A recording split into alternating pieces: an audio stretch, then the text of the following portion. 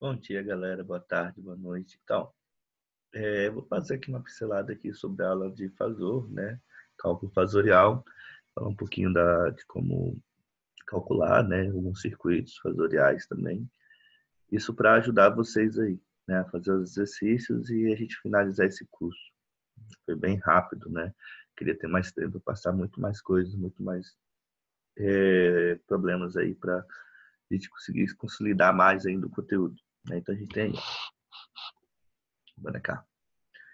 Então, em física, né, a gente tem, em engenharia também, a gente tem um vetor, né, de fase ou fasor, né? O vetor de fase ou fasor, ele vem de uma função senoidal que eu já conheço, por exemplo, a frequência angular dela. Essa frequência angular não vai ficar mudando, né? Como no nosso caso, né? A gente tem aí a rede que é de 60 Hz, então aqui o ômega sempre vai ser 377, né? 2π vezes a frequência, que vai ser 377, no nosso caso aqui.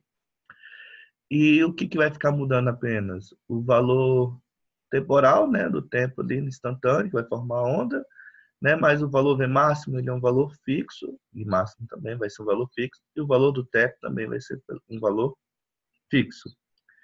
E aí o vetor fasor, né, um fasor, ele trabalha justamente com isso, que ele é um vetor girante, né, eu sei que ele está girando ali, eu sei que ele está formando uma senoide de 60 Hz, né, mas ele vai ter algumas posições fixas, né? Como o valor de θ e os valores máximos dele.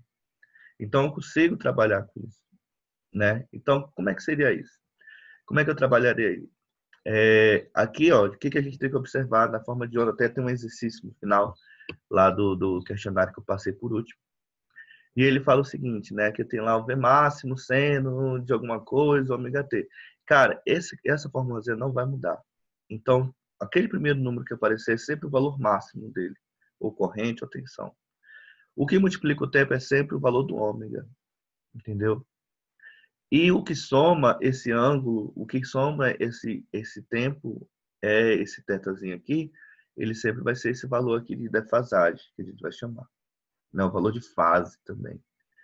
Olha aqui embaixo. Então, quando a gente representa isso numa notação fasorial, esse meu V máximo, eu vou ter que transformar ele no V eficaz, né? Ou seja, eu vou ter que dividir ele pela raiz de 2, né? O 0,707 lá multiplicado, né? V máximo vezes 0,707. Eu vou encontrar o valor eficaz dele. E o θ, esse θ aqui em graus, que vai ser a minha fase. Essa aqui é a expressão de fase, tá? Isso aqui não é de menor, maior, não. É fase. Né? Então, bom? V eficaz, fase, θ. Ou seja, vou transformar o V máximo em V eficaz com a fase θ. Tá bom? A corrente é a mesma coisa. E eficaz, fase, θ. Essa é a minha forma de definir ele de forma fasorial. Isso aqui vai me ajudar muito na hora de fazer cálculo de circuito, porque eu não vou precisar ficar fazendo um monte de expressão calculando senoide, entendeu? Como é que eu vou associar um resistor e um capacitor e um indutor, né? Se cada um vai ter uma defasagem diferente. Então fica bem complicado, né? E aí isso aí vem para facilitar bastante a vida da gente nessa parte fasorial. Então, o que nós temos aqui, né? Aqui ele está demonstrando, né? Tem ele deu um exemplo de um problema, olha lá. Ó. I de t é igual a 142 seno de 377t menos 20. Olha lá, 142, sempre esse cara que multiplica o seno é o valor máximo, o I máximo da minha onda. É esse cara aqui, ó. Que multiplica o tempo é quem? O ômega. É sempre o ômega, o 377, nesse caso. Menos 20, olha lá, ó. É o que faz a operação ali de subtração, soma com o tempo lá que multiplica o ômega. É sempre o meu valor de θ. Isso não vai mudar, tá bom? Então, se vocês lembrar desses três carinhas aí, vocês não vão errar em lugar nenhum. Então, vamos lá, ó.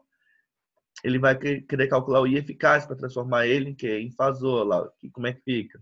É o I máximo dividido pelo raiz de 2, ou I máximo vezes 0,707, tanto faz. E aí ele me dá aí 100,41.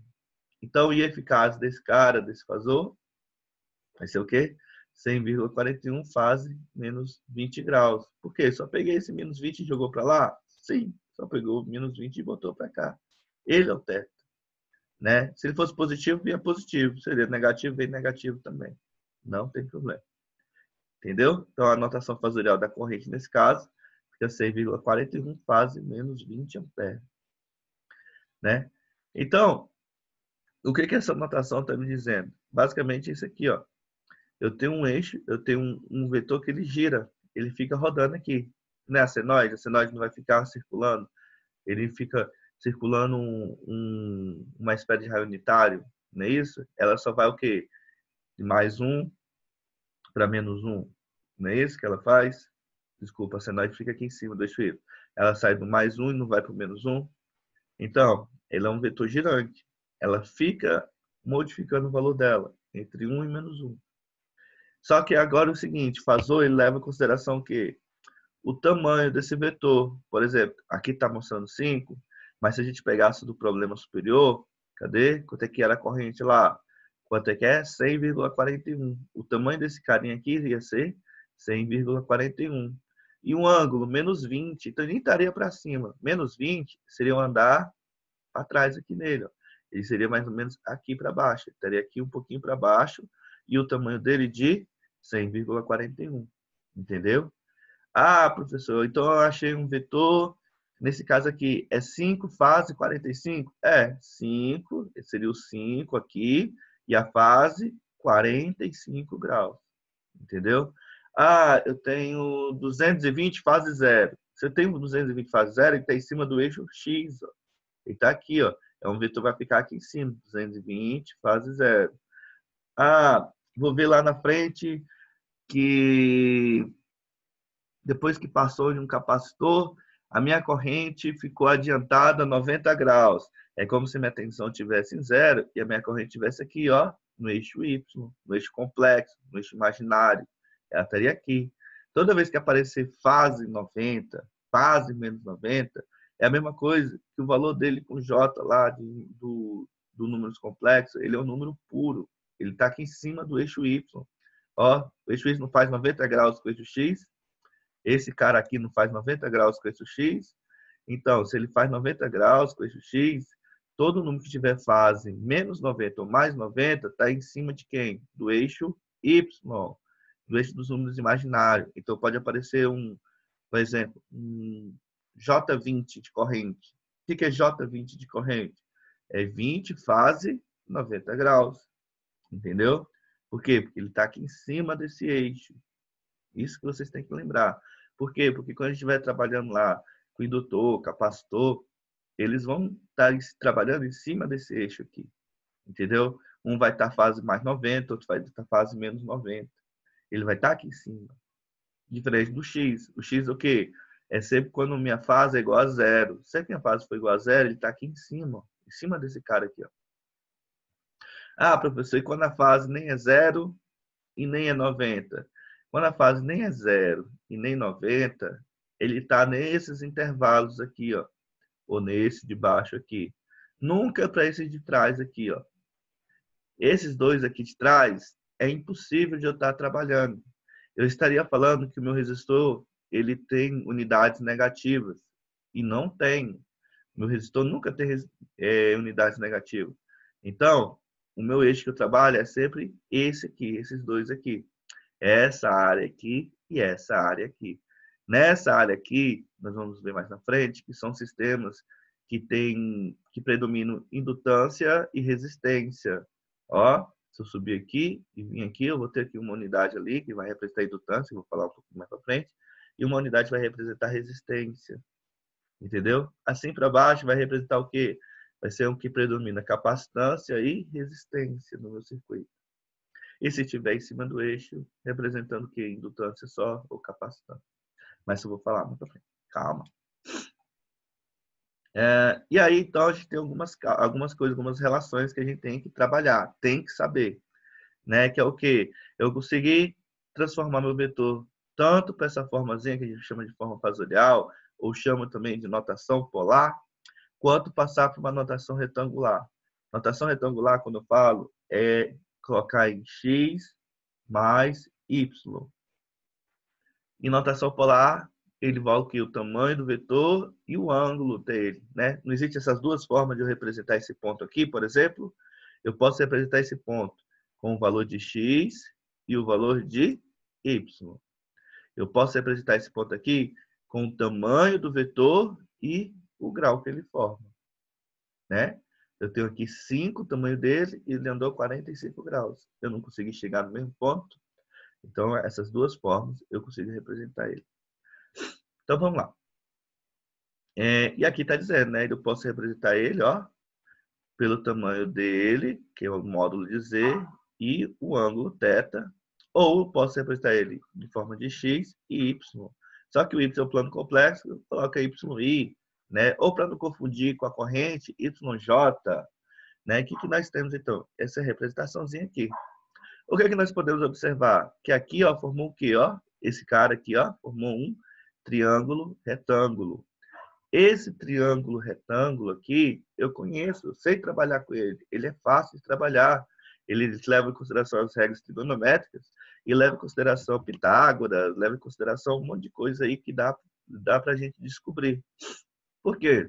É importante. É importante eu saber transformar desse cara aqui, desse tamanho, né, desse vetor, né, do módulo de Z, fase θ, para a notação x, y, j, y, entendeu? Ou transformar dessa notação x, y, y para fase, para vetor, né, de fase e da magnitude de fase, né, no caso aqui o módulo de Z e a fase θ. Então eu tenho que ir de um para o outro e de outro para um, entendeu? Eu coloquei até um videozinho aí, um vídeo não link para vocês assistirem o vídeo de como fazer isso também na calculadora. Dá para fazer bem fácil também, bem tranquilo, né? Na hora que a gente vai calculando, né, circuitos, nós vamos usar bastante essa transformação de polar para retangular, retangular para polar, né? Principalmente quando eu estiver associando resistor, capacitor, indutor. E aí é importante a gente saber isso aí, né? Como é que faz isso, né? Porque meu resistor vai estar aqui em cima do eixo X, meu indutor vai estar aqui em cima do eixo Y positivo, meu capacitor vai estar aqui em cima do eixo Y negativo, entendeu? Então é bom eu saber aí como é que faz esses cálculos. Continuando aí, vamos lá, galera. Ó, então como é que eu descubro? Vai ser relações, né, tipo de ângulo, né? Eu tenho aqui, ó, esse ângulo aqui. Quais são as relações que eu tenho dele? Do seno, cosseno e tangente. Seno, cateto oposto, que é esse cara aqui, ele é oposto ao ângulo, né? Dividido pela hipotenusa. Esse cara é a hipotenusa, o valor que é a hipotenusa como é que é? É o segmento, né, maior lá no triângulo, né? No caso aqui, ele é o módulo de Z. Então aqui, ó, quem é o seno de θ? É o cateto oposto sobre a hipotenusa. E o cosseno, quem está com um ângulo aqui no nosso caso, é o x, não é isso? Ele está com ângulo.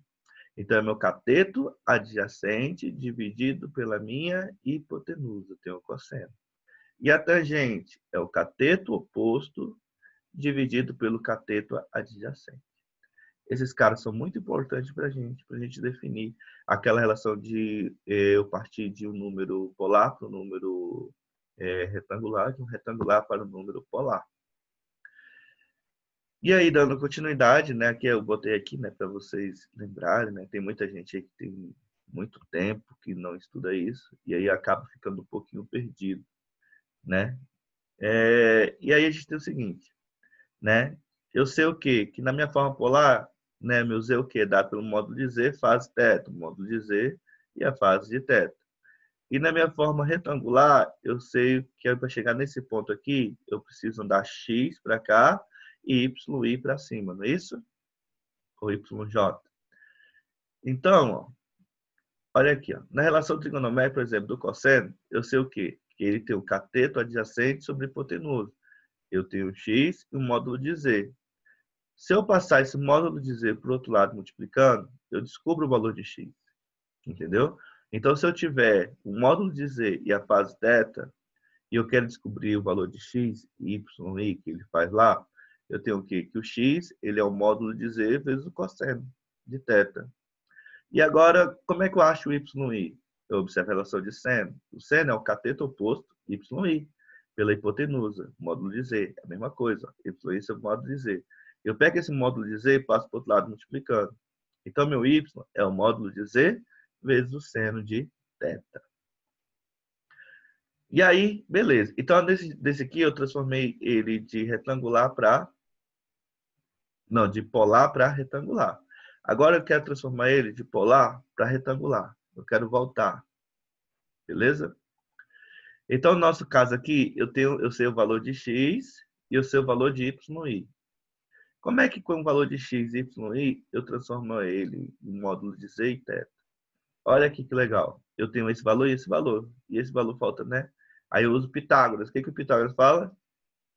A soma do quadrado dos catetos é igual ao quadrado da hipotenusa. A soma do quadrado dos catetos é igual ao quadrado da hipotenusa. Que é hipotenusa? Z ao quadrado. Ou Z, modo de Z, né? Quem é os catetos? X e Y. Y? Não, só o valor de Y, é o módulo dele. É só o tamanho dele, dos tamanhos dos vetores. E aí, o que nós temos? Aí a gente consegue encontrar o valor de Z, né? Esse quadrado vira uma raiz quadrada aqui, né? Porque é x ao quadrado mais y ao quadrado dentro de uma raiz. E aí eu tenho um módulo de Z. E o valor de θ? Eu sei o quê? Pela tangente, eu tenho que o cateto oposto sobre o cateto adjacente. Ou seja, a tangente de y sobre x de θ, né? Só que eu não quero a tangente de θ, eu quero θ. E aí o que eu uso? A função inversa da tangente. Então, o arco tangente, que é o tan menos 1 que fica na calculadora, de y sobre x, ele vai me dar o valor de θ. Lembrando que a calculadora vai ter que estar em graus, né? Normalmente em inglês, né? O degree, leva lá, o deg, tá bom? Esse aqui é o videozinho que eu passei para vocês aprenderem a converter de polar para retangular e de retangular para polar, tá bom? Tem aqui dois exemplozinhos, três exemplos, né, até, que vai me ensinar aqui um pouquinho sobre como fazer isso, né? No nosso caso aqui, ó, eu quero determinar uma notação fasorial de uma forma de onda, né? De 310, seno de 357, 354T mais 10 graus. Como é que eu faço? V máximo, V eficaz. É o V máximo. Quem é o V máximo? 310 dividido por raiz de 2. Beleza? E a fase dele? É só pegar o númerozinho 10 lá, no caso, né? Ele não é positivo, mais 10, vai mais 10 para lá também. Como é que a gente transforma para polar, de polar para retangular, esse númerozinho aqui? 10 faz menos 20 graus. Aí eu tenho aquela formulazinha lá. Quero transformar de polar, né, que é a fórmula de módulo de Z fase θ, para retangular, de x mais jy. Então tem o quê? Que x ele é a fase de Z cosseno de θ. Quem é a fase? Olha lá, ó. Vamos lá comparar, ó. Quem é a fase de módulo de Z? Nosso caso é 10 vezes o cosseno de θ. Quem é θ? Menos 20. Então vai ser 10 vezes cosseno de menos 20, que dá 9,40. Aqui o outro, ó, módulo de Z vezes seno de θ, é y. Quem é o módulo de Z? É esse cara aqui, ó, que é o módulo 10. Quem é o seno de menos 20? E aí dá menos 3,42. Né? E aí, pronto. Eu já descobri o valor de x e o valor de y. X vale 9,40. Menos j, para não fazer o quê? Essa soma. Eu vim não somar 9,40 com 3,42. Entendeu? E aí eu coloco menos J 3,42. Quando aparecer esse menos J, é sempre representando que eu estou 90 graus. Estou ali no X. Como é menos J, ele está para baixo, menos 90 graus. E o 9,40 representa lá no eixo X. Ele representa que ele andou 9,40 ali no eixo X. Entenderam? Aí aqui mais uma, né? Transformar de retangular para polar, né? Da tensão lá de 200 J30, né? Então seria o quê? Ele andou 200 no eixo X e 30 no eixo Y positivo. E ele quer transformar, ele quer descobrir qual o módulo para me chegar nesse ponto aí de interseção dos dois, né? Ele quer um módulo e o ângulo dele. Então, o módulo lá eu sei por Pitágoras, não é isso? X ao quadrado mais y ao quadrado, né? Na raiz aqui. E o ângulo eu consigo pelo arco tangente de y sobre x. Então, Por Pitágoras, eu vou pegar lá, então vai ficar 200 ao quadrado mais 30 ao quadrado. Professor, o J não vai. Não, o J não vai. Porque se o J for para cá para dentro, o que vai acontecer? Quando eu levar ele ao quadrado, vai aparecer o menos 1 aqui. E não é a ideia, é o módulo dele, é só o tamanho dele, do meu vetor. Então, 200 ao quadrado mais 30 ao quadrado. E aí, dentro da raiz, vai me dar 202,24. E o arco tangente, a mesma coisa. O meu J também não vai para cá. Ó. Ele vem sem o J. É o que? O cateto oposto sobre o cateto adjacente. É coca. É o que é o cateto oposto? É sempre aquele que tem um J lá, no caso, 30. Cateto adjacente, 200. No caso, é o X lá, 200. Então, 30 dividido por 200, no arco tangente, me dá 8,53. Então, eu pego lá o módulo dele, 202,24, e a base, 8,53. Isso é a forma que a gente transforma de polar para retangular e de retangular para polar. Isso vai ser muito importante para a gente, tá? Deixem isso aí na cabeça de vocês, porque quando a gente estiver trabalhando com soma lá de resistor, capacitor, indutor, a gente vai utilizar muito isso de transformar de polar para retangular e de retangular para polar. Né? Eu não quero voltar a falar dessa partezinha novamente, né? Para a gente não atrasar tanto aí o nosso curso, tá bom? Tá, vou fazer mais um vídeo agora, daqui a pouquinho, explicando aí os exercícios para vocês.